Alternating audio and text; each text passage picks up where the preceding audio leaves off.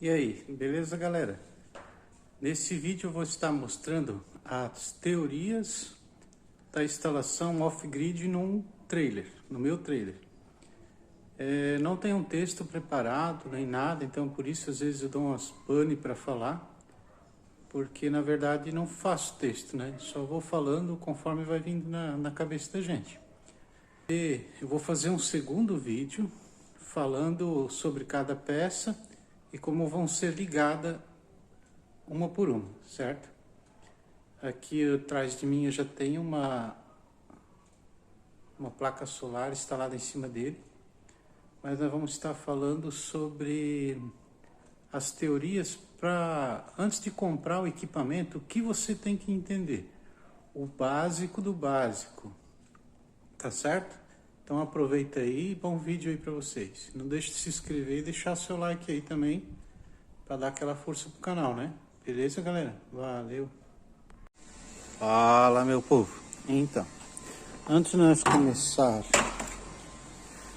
ver as instalações, vamos ter que entender algumas coisas. Estou aqui com uma folha em branco, não tem um texto pronto, certo? Nem um roteiro. Vai ser tudo agora na hora. E eu vou falar o que nós temos que entender antes de instalar placa solar no sistema off-grid para trailers e motorhome. Nós temos algumas coisas interessantes que nós temos que entender. Os watts. Deixa eu escrever mais grande. Os watts. Os volts. Amperagem.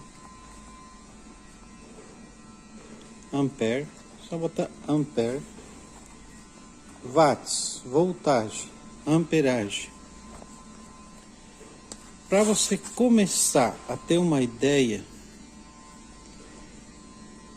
de instalar e querer comprar placa, inversor, baterias, banco de baterias e muito mais, nós temos que entender uma coisa: qual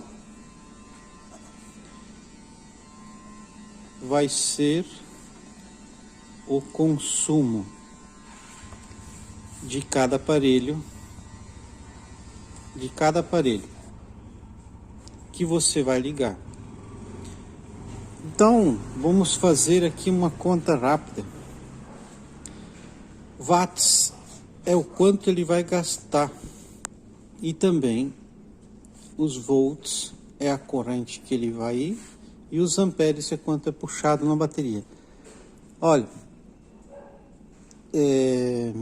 isso é para leigo, é para você ter uma base rápida sem querer perder muitos com cálculos e muito esquema, e isso vai dar certo, tá ok? Então vamos supor o seguinte, que você tenha um frigobar que gaste 80 watts, umas 4 lâmpadas de 7 com 7, 14, então 28 watts de lâmpada, 80 watts de um frigobar,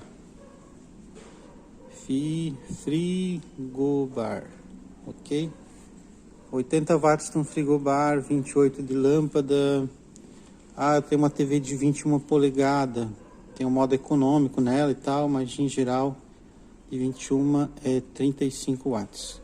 Claro que você vai ter que pegar essas informações de quanto ela consome em watts hora atrás das respectivos equipamentos, certo? TV. Temos aqui também um roteador, Wi-Fi, via satélite, não sei o que. Bota aí que você gaste mais 50 watts, certo? Roteador. É um exemplo, é mais ou menos o que eu tenho. Eu tenho uma bomba também de 12 volts, que ela não está ligada no sistema fotovoltaico diretamente através do que eu vou explicar para frente, que é o controlador de carga e também o conversor ali de 12 volts para 220, no meu caso. Você tendo a tabela de consumo dos teus equipamentos, 5 com 8 dá 13, ok? 8, 9, 10, 11, 12, 13, 14, 19. Aqui nós temos 193 watts. É bom jogar 20% a mais, por causa que come com os fios, o conversor come, o controlador de carga come e tem as perdas. Então joga pelo menos 20% a mais, que 10% dá 19,30, mais 19,30. Vamos ter aí um total de, vamos ver aqui, dá 18, 38 watts, certo? Então temos 193 mais 38 watts, que seria os 20%, certo? 8, 9, 10, 11, ok? 10 com mais 3 dá 13. Tem que fazer uns cálculos, gente, não tem jeito. Temos aqui um consumo de 221 watts constante, né?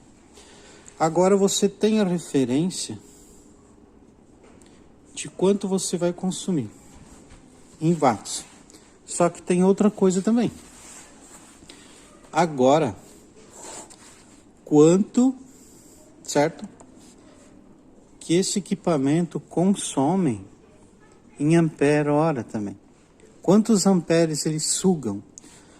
Um frigobar aí, ele liga cada hora e depois ele desliga, então, considerando aí que ele gaste 1 ampere-hora no total, em 24 horas, o cara gasta 1 ampere.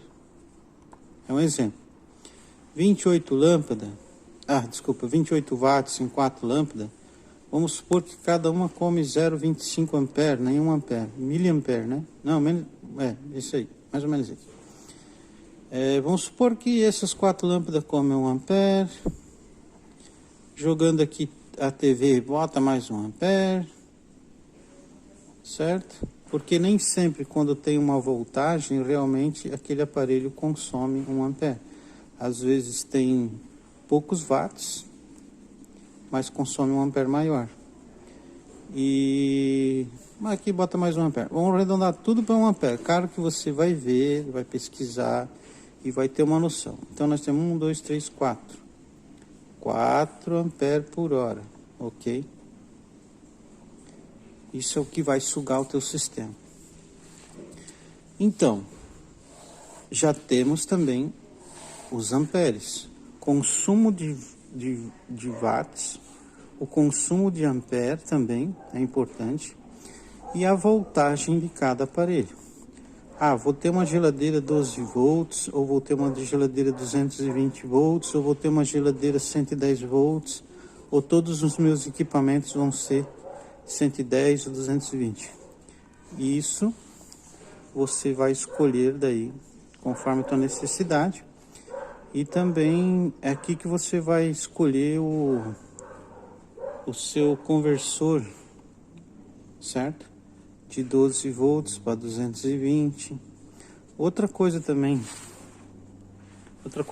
muito importante também, agora que eu me lembrei, ó, sempre tem coisa para ver, é os hertz. Hertz. O que é o hertz? Geralmente aqui no Brasil é 60 Hz. Daí temos outra coisa também. Para entender sobre o Hertz, que nós precisamos saber, é importante. Tem também os volts, são corrente alternada, que é o 220. Eu vou botar aqui. Tem que saber isso também. 12 volts, corrente contínua, e o 220 é corrente alternada. E tem no nosso 220 aqui é 60 Hz. Como a corrente alternada, ela alterna, certo? O que acontece? Os 60 Hz é a velocidade de disparo. Você não consegue olhar com o olho nu. Porém, o 220, ele só manda sinais e a luz fica piscando. Se você colocasse, isso aqui é a velocidade dos pulsos. Se você botasse em 20 Hz ou 10 Hz, que é a velocidade, você poderia ver a tua luz piscando. Como lá nos interior, quando tem gerador, a luz fica indo e voltando, piscando a lâmpada, aquilo é a velocidade do Hertz. Então, quando você comprar o seu motor, é importante que você escolha da voltagem que você quer que ele gere para ligar os seus equipamentos e também a velocidade em Hertz que é na sua localização. Não que a maioria tenha aí 50 Hz, uma lâmpada até também toca 50, 60 Hz. Você vai ver todas essas informações em cada aparelho, em cada equipamento elétrico, porque praticamente é obrigatório.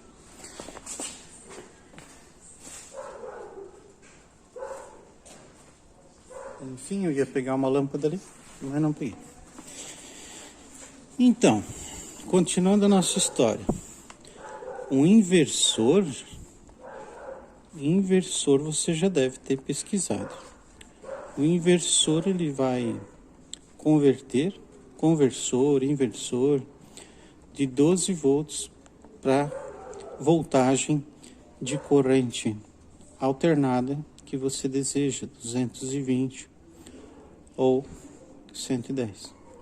Ou quem tem banco de 24, 48 volts. Mas hoje nós estamos falando sobre 12 volts. Bateria de 12 volts de corrente contínua, certo?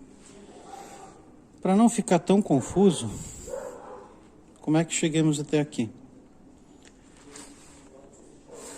Quanto os meus aparelhos que eu quero ligar gasta em watts? Quantos consomem amperes? E quanto que eles são na minha região, 110, 120. E a velocidade em hertz das correntes alternada também. E também agora nós vamos fazer, já entendemos um pouco sobre eu não vou falar a história do senhor ampere, dos volts, dos watts, dos hertz, certo? Só estou falando o que cada equipamento tem e o que você tem que observar neles. Por quê? Porque sabendo esses dados, agora sim você vai poder escolher, você tendo o consumo do nosso deu 231 watts, com 20%, 4 amperes por hora, certo? Então agora você tem uma base de escolher o que você vai comprar. 231 watts, exemplo. Isso tudo você vai poder aumentar ou diminuir conforme a sua necessidade. 231 watts. Consumo de 4 amperes por hora. Tudo na hora aqui. Aqui é consumo, tá, gente? Não é voltagem nem amperagem. Amperagem. Consumo. Para a gente não ter treta em fazer muito limitado o sistema, eu digo no seguinte forma. Eu gasto 231 watts e 4 amperes por hora. Eu vou comprar uma placa de 250 watts, que gera 6 a 8 amperes. Compra a mais. Você não vai ter erro. Eu vou comprar um controlador de carga 10 amperes, 20 amperes. Sim, você pode comprar, se você vai ligar na lâmpada. Agora, tu não quer esquentar a cabeça, você vai comprar equipamentos acima do normal, do limite, se você tiver condições, certo? Mesmo que a gente jogou 20% a mais do consumo, que às vezes você vai ligar um liquidificador, vai ligar uma furadeira, então vai ter picos, certo? Muitos picos. Então vamos supor o seguinte, no meu plano, ok, eu comprei uma placa de 400 watts, monocristalina, é outra coisa que você vai ter que ver.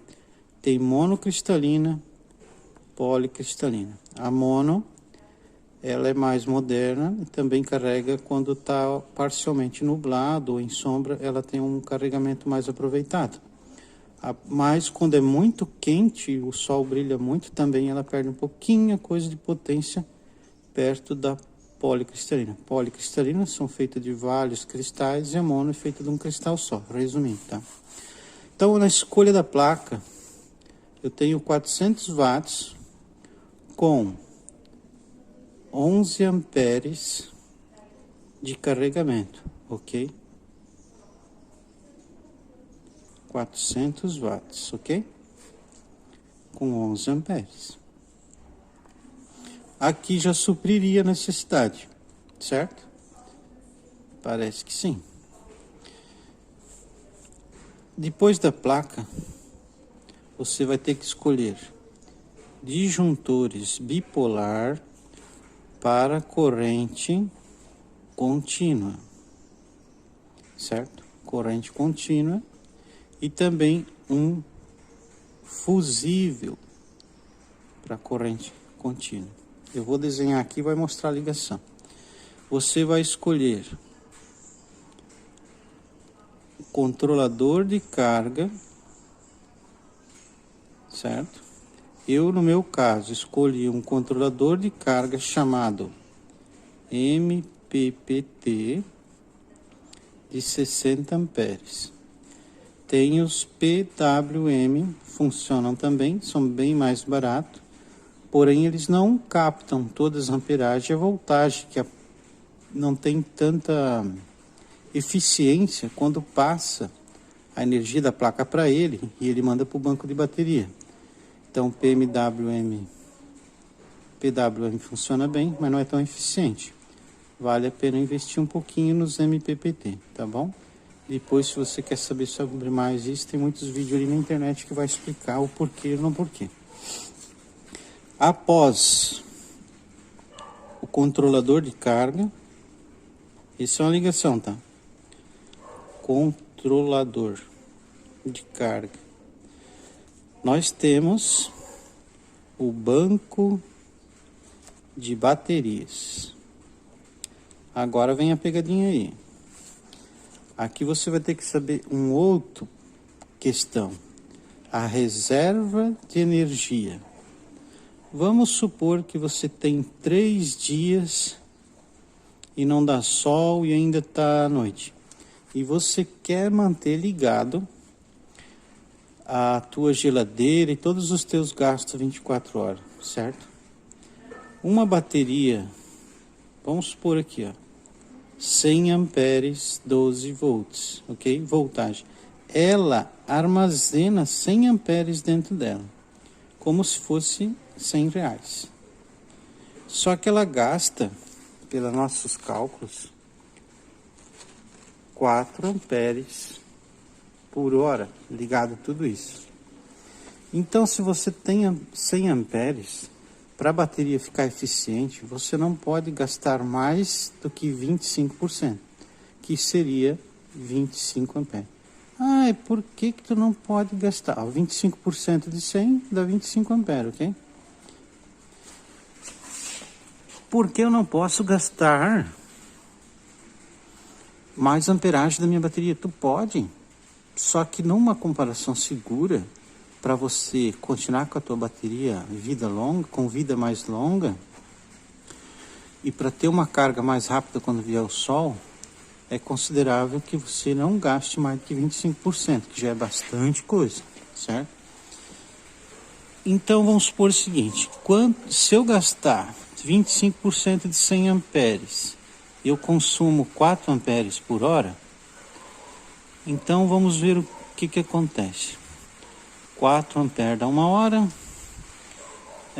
4 com 4 dá 8, dá 2 horas, 4 horas já dá 16 amperes, certo? 8 horas já daria 32 amperes, já passaria dos meus 25%.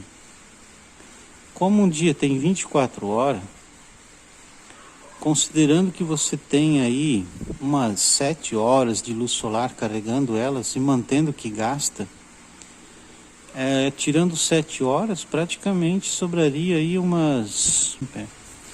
Então, em 8 horas você vai gastar 32 amperes. mas o dia tem 24 horas e é provável que não tenha 8 horas de sol. Então, se você, nos melhores hipóteses, tivesse 7 horas de sol, 7 horas de sol, praticamente você conseguiria gerar energia para carregar a bateria e para também deixar um pouquinho reservada para a noite. Porém, você nota que em 8 horas você comeria 32 amperes. Então isso não é suficiente, porque nós vamos ficar com mais de 8 horas e nós poderíamos comer de 100 amperes, 25 amperes só. Tirando as 7 que ele está carregando, dá mais ou menos isso. Então o que nós temos que fazer para que nós queremos 25 amperes em cada 24 horas? O que nós devemos fazer? Aumentar o banco de bateria. Se você tem mais amperagem, você vai ter mais autonomia. A placa dá conta. No meu caso de escolha, escolhi 2 baterias. Uma de 115, uma de 75, somando 185 amperes, ok? Nos 25% da amperagem, eu posso gastar ali, vamos ver, 18 mais 18, 36 amperes. 36 amperes nos 25%. Então, se eu gasto 4 amperes por hora e 8 horas eu gasto 32, eu vou ter que economizar um pouco também, certo? Para que não esgote a minha bateria e no outro dia nasce o sol e carregue.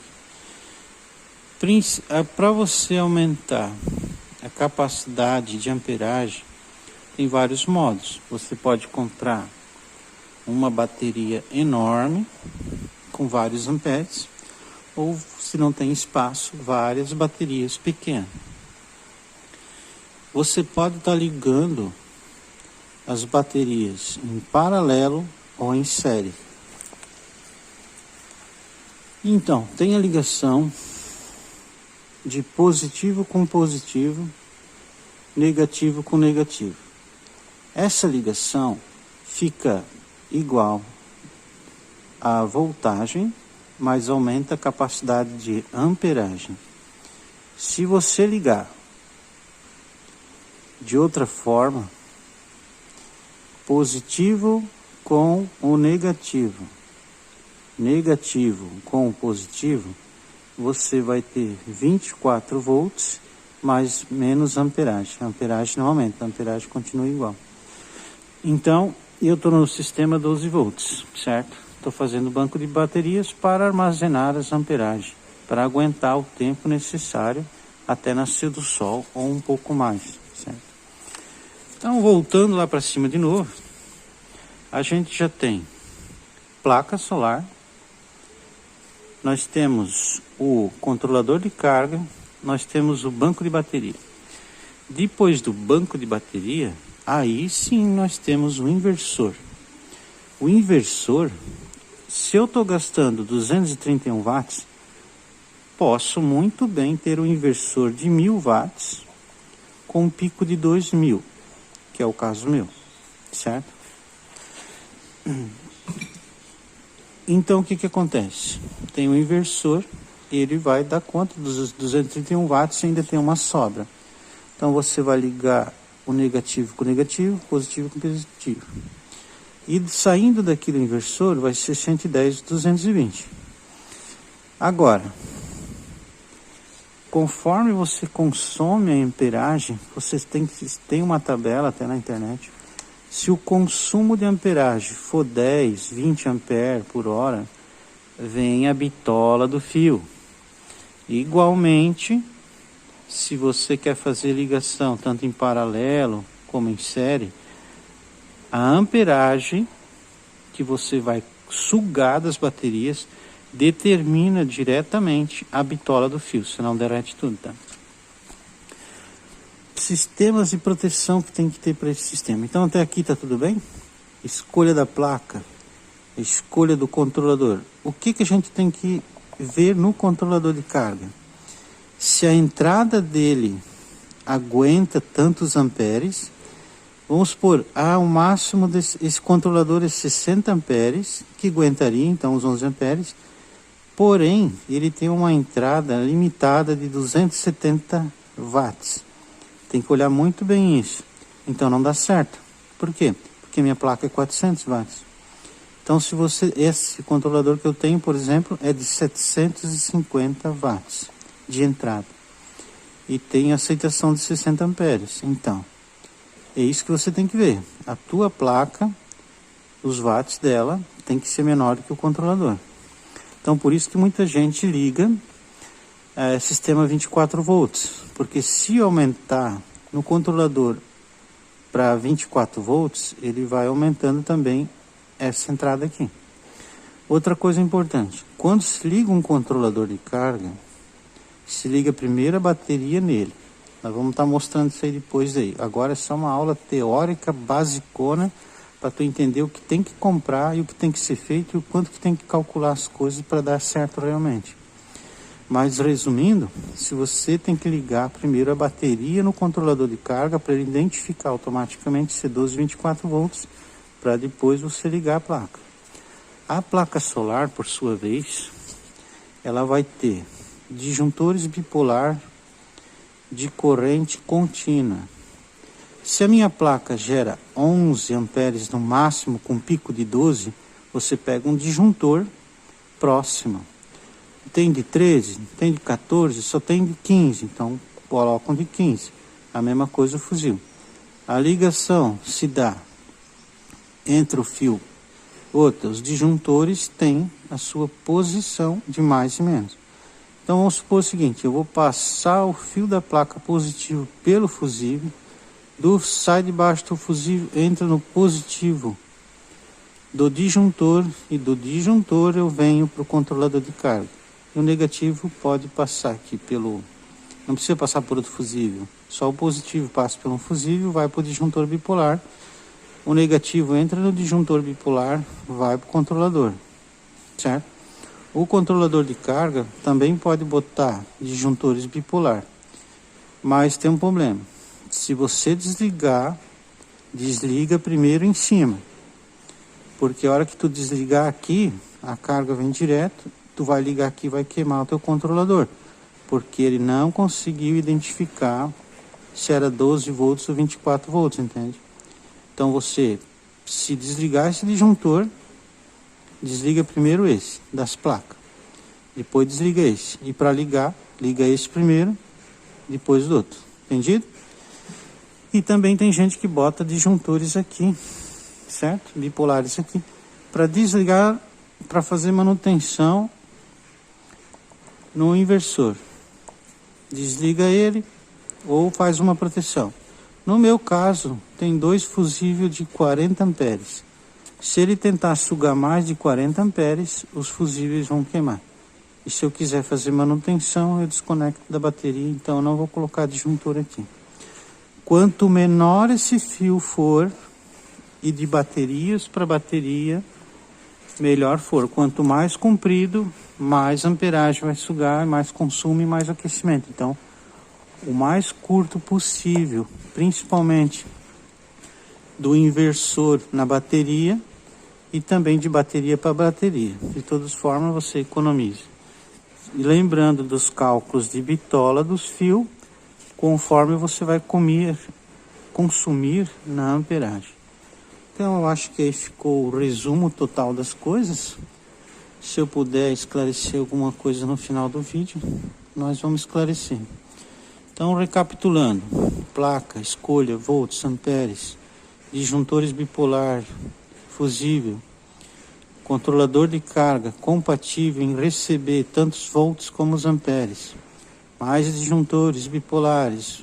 Se quiser, eu não vou ligar, eu vou deixar direto, porque qualquer coisa que tiver aqui, eu prefiro desligar a placa, tirar os polos da bateria para fazer a manutenção desse carinha aqui. Se eu não, e ele também tem proteção, né? Então eu vou escapar disso aqui. Vou ver ainda. Então, banco de baterias, armazenagem de amperagem para o consumo que vai consumir hora. E também a voltagem e os hertz. Então, essa é o basicão para você ter. Não é qualquer equipamento que você vai comprar. Eu vou comprar um inversor de 500, vou comprar uma bateria de 75, uma placa de 150, vou comprar sei lá o que, e vou tocar toda a minha geladeira, minhas luzes, meu computador. Não vai tocar. Tá ok? Não vai tocar, que você vai ficar sem energia.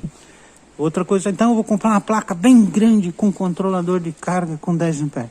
Também não vai dar. 10 amperes vai receber aí uns seus 250 watts. Tu bota duas baterias de 150, uma placa de 400. Quando a energia entrar, vai queimar o controlador, tá certo? Banco de bateria é a mesma coisa. Se você vai consumir tantos amperes, vai ficar sugando a amperagem da bateria.